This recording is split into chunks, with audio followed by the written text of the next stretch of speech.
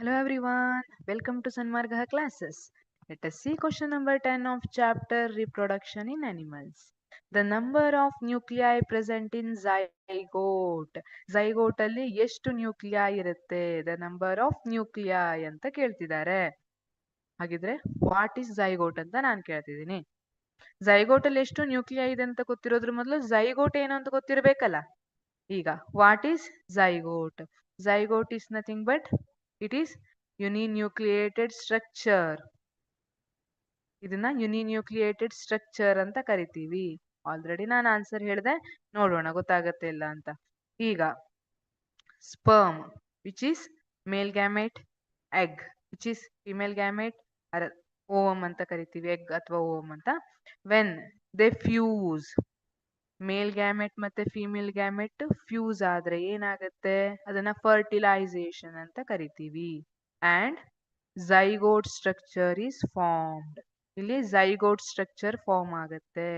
So ಇದೇನಿದೆ, ಎಷ್ಟು nucleus ಇರುತ್ತೆ ಇದರಲ್ಲಿ? ಒಂದೇ ಇರುತ್ತೆ. Option A 1. ಹೇಳಿದ್ನಲ್ಲ ನಾನು ಯುನಿನ್ಯೂಕ್ಲಿಯೇಟೆಡ್ ಸ್ಟ್ರಕ್ಚರ್ ಅಂತ. ಯುನಿ ಅಂದ್ರೆ ಎಷ್ಟು? Single. So A 1. The number of nuclei present in a zygote. A 1. Option B 2. No, this is wrong. Option C 3. This is also wrong. Option D 4. Wrong. Option A 1 is correct. See, sperm ಬಂದು egg ಜೊತೆ fuse ಆಗ್ತಿದೆ. Fuse ಆಗಿ ಒಂದು structure ಅನ್ನ form ಮಾಡ್ತಿದೆ, zygote ಅಂತ ಕರಿತೀವಿ. ಆ ಝೈಗೋಟ್ ಅಲ್ಲಿ ಎಷ್ಟು ನ್ಯೂಕ್ಲಿಯಸ್ ಇರುತ್ತೆ? ಒಂದೇ ನ್ಯೂಕ್ಲಿಯಸ್ ಇರುತ್ತೆ. Zygote always having only one nucleus. The number of nuclei present in zygote is option A, that is 1. ಒಂದೇ ಇರುತ್ತೆ. ಆಮೇಲೆ ಝೈಗೋಟ್ ಇರೋದು, ಹಾಗಿದ್ರೆ ಝೈಗೋಟ್ ಇರೋದು ನೆಕ್ಸ್ಟ್ ಏನಾಗುತ್ತೆ?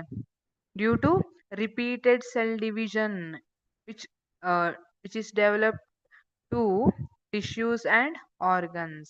ಅದು ಟಿಶ್ಯೂಸ್ ಮತ್ತೆ ಆರ್ಗನ್ಸ್ ಅನ್ನ ಡೆವಲಪ್ ಮಾಡ್ಕೊಳ್ಳುತ್ತೆ.